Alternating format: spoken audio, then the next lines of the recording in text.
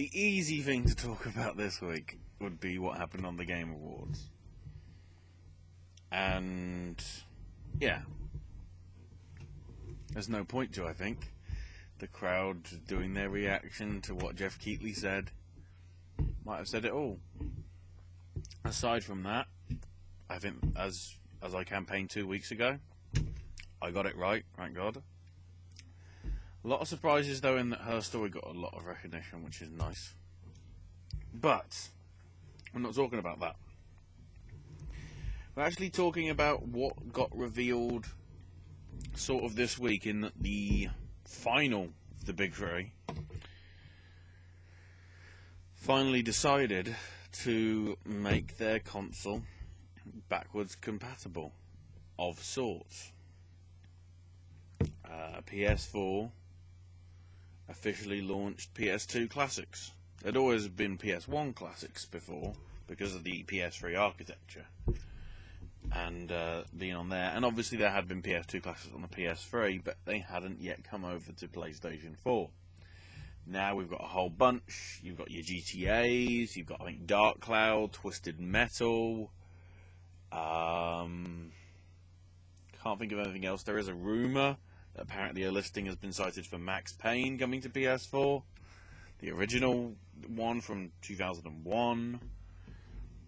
And this, of course, comes in pretty much the same month, because it was only about 4 weeks ago that Xbox decided to make their console backwards compatible. So all the 360 games, or not all, but a lot of the 360 games that you've got, eventually over time as they update the list, you can actually be able to play through your Xbox One. Because obviously your account that you've used for your 360 is the same as the one for your One, so you can play it through via there. And the big thing, of course, is the Wii U has been doing this since ever. Except you wouldn't really know that because of the whole marketing fail of that thing. Is it a new console? Do I need to buy it because I've already got a Wii? Turns out this Wii U also plays Wii games. But because they did such a bad thing of doing it, it went bad. But as I say, this is a thing that's been common in the past. With PCs, it's sort of, I guess the equivalent would be Steam to some extent, because there are games from quite a few ages ago on there. Like the original Max Payne from 15 years ago. But even when you talk about some of the old stuff, there is some like Commander Keen and like Sonic stuff from like the 80s via Sega emulation packs and whatever.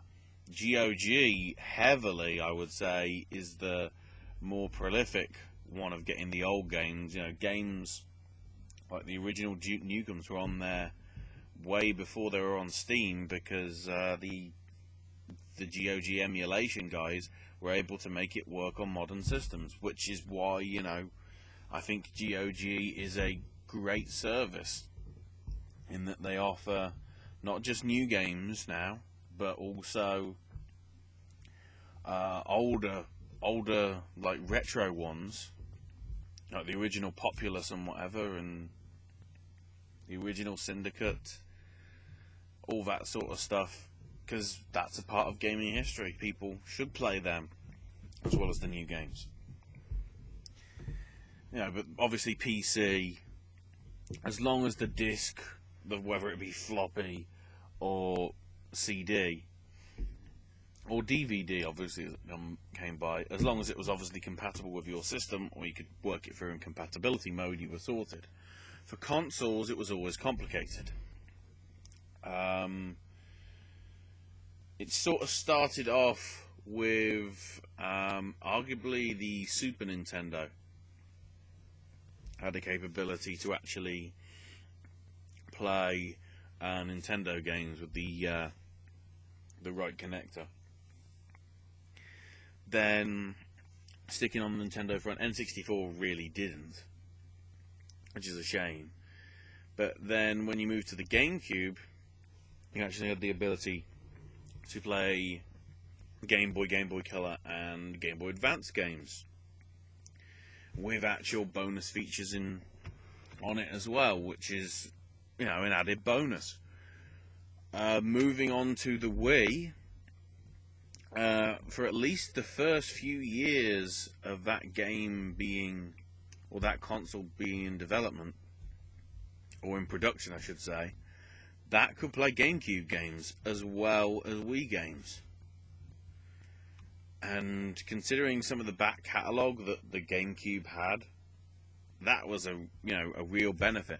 Similar to how it was a benefit to play Nintendo on your Super Nintendo, and a huge plethora of Game Boy era games to be able to play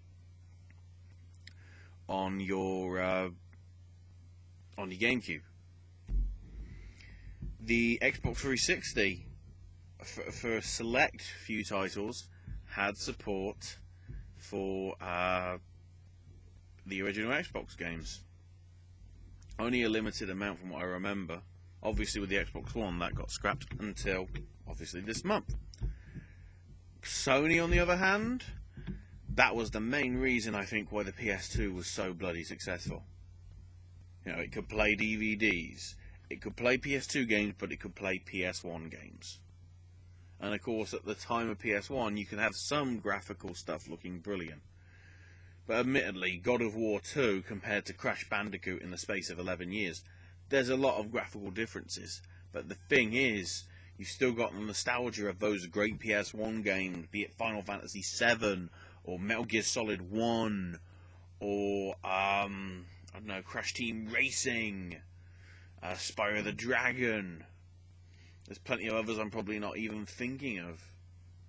Even your old FIFA games, you could actually play every FIFA game from FIFA, I think the first one was 96, going all the way through to, I think it was 13 or 14, that was the very last one for the PS2. So that's like a 16, 17 year span of football games, technically on one console because of backwards compatibility. PS3, admittedly, only for like the first 12 months of launch for the basic, I think it was the 20 and 40 models. It might have been 40 and 80, possibly in North America, but basically the basic models were really good as well because of the fact that you could play PS2 games.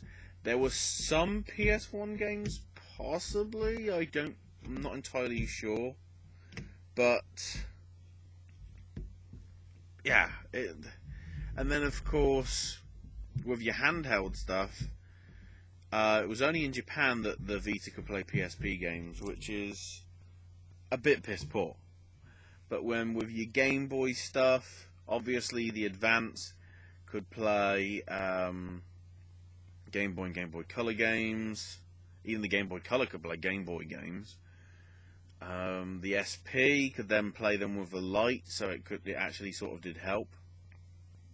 And then for quite a bit of time, there actually was compatibility, I think, with the DS.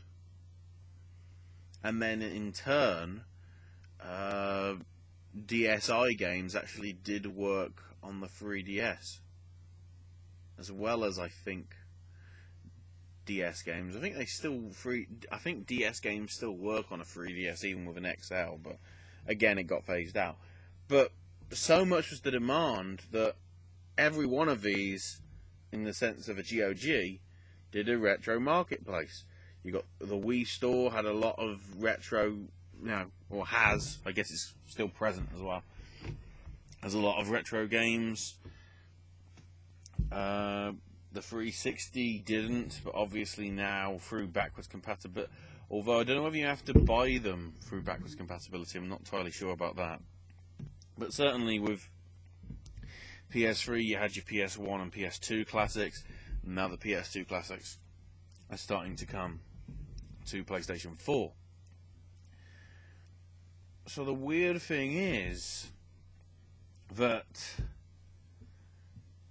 why is it taking these companies so long? Admittedly not with Nintendo, why has it taken arguably the big two of the last 15 years? Because although we've had to admit the Wii did a very good sales target, the Wii U is absolutely rubbish, and the GameCube, although doing well, paled in comparison certainly to the PS2. I'm not sure where it compared to the Xbox. I'm guessing because of the big online presence stuff, and games like Halo 2. Xbox probably sold more than GameCube, but certainly not to the extent where the Xbox One and the PS4 are over the Wii U. Certainly not to that extent. But with the new consoles, you'd have thought they'd have realised from the off that retro stuff was the way to go, considering how loved the old school games are. And think about it.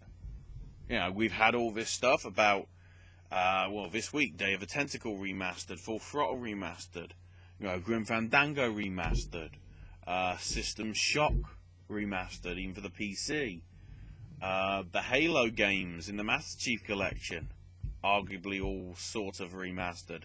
Admittedly, that flopped. I still don't know whether it's working properly today. Trying to think if there was any other remasters on Xbox I can think of off the top of my head. Technically, I guess Tomb Raider for the Xbox One was a remaster. Last of Us for PS4. The thing is, it takes a lot of money in development in order to make this sort of stuff happen. But if it was just a capability of them saying, right, you can play this game via emulation or via, the infrastructure that we can have on the console to port it just directly, rather than have to go through the mainstay of, making it snazzier and nicer, I think there'll be a lot of people, like it is with the retro games on Nintendo and the PS1 classics and some of the PS2 classics, although the GTA one that is the PS3 edition rather than the PS2 is like the HD sort of port, so it's not even like it's not even the original game sort of thing, which may or may not be a good thing, but surely it would be a much cheaper to be able to just take the disc, turn it into a file, and let people play it that way as an install on their console, than it would be to go through the infrastructure of having to go in, make it look nicer. Because there's some people, that would, look how successful the Final Fantasy VII launch has been this week. A lot of people have just, although it is the iOS or PC port of the game, so it's not exactly the PS1 version, a lot of people have gone back to it, not caring about the graphics. They're still hyped and whatever for the remake, even though it's episodic, which I don't know if that's a good move, but whatever. There's people still hyped for that, but the fact of the matter is, their heart is always going to go to the nostalgic version. They're always going to like the original one. As much as I like the remastered God of War 1 and 2 for PS3, I'll always think back to the PS1 because that's the PS2, sorry, because that's where I first played it. For people on Nintendo, Twin Snakes was their very first experience of Metal Gear. However, if you've got a GameCube and a PS1 / PS2, because of Metal Gear 2, you probably played Metal Gear 1 on the PS1. There are different touches here and there for the GameCube port, but again, it's all about the nostalgia factor, if I can put it like that. So, yeah. The title of this thing, which is I was going to say retro speculation. I think I'll just stick it as that. Yeah, I guess speculation is what's to come, really.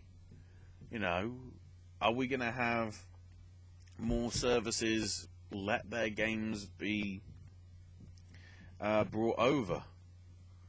Obviously, with the appeal of people will want to have that game. Oddworld New and Tasty, people have really loved. It's a complete reworking of the original game, but people love that original game as much as they do the new and tasty version. And obviously, I mentioned Full Throttle, Day of the Tentacle. They're set Day of the Tentacle's coming out some point early next year, and then Full Throttle, I'm guessing 2017. But all these other remaster things that people clamour for, bringing it back, I'm pretty sure. In most cases, what we'll actually get is a reboot or a remake for the next-gen console. Now, in fact, actually, I've just realised the best retro game this year, Rare Replay. Admittedly, there's some crap games in there, and I don't think that Rare tries to hide that from them. But you're looking at the history of the company. Snake Rattle and Roll is actually fun. It looks a bit dated and is a little bit crazy. But then when you've got the original Perfect Dark, admittedly it's the Xbox version, but I prefer to play that over Perfect Dark Zero. The Banjo games, minus Nuts and Bolts, because what was that? Conker's Bad Fur Day, which is sort of a hybrid of the Xbox version and the N64 one. It's more... The positive thing is it's not actually Conker Live and Reloaded. It hasn't really got the multiplayer stuff. It's just single-player stuff. But all harkening back to the classic stuff. Or, dare I say it, the good stuff. That's the best game that came out on Xbox this past year. And the newest game on that list was Viva Pinata, which was, 7 years ago? That's the best game on Xbox. Because you can't say Rise of the Tomb Raider because that isn't an exclusive.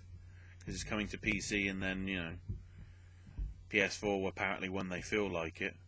Be interesting to see where the sales figures go with that. Because if it sells more for the PS4 a year down the line, the Xbox deal really worked for you guys.